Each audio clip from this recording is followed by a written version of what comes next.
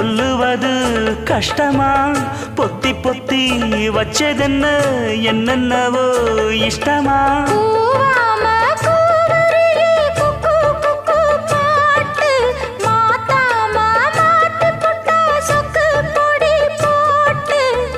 யாரிடத்தில் உன் மனசு போச்சு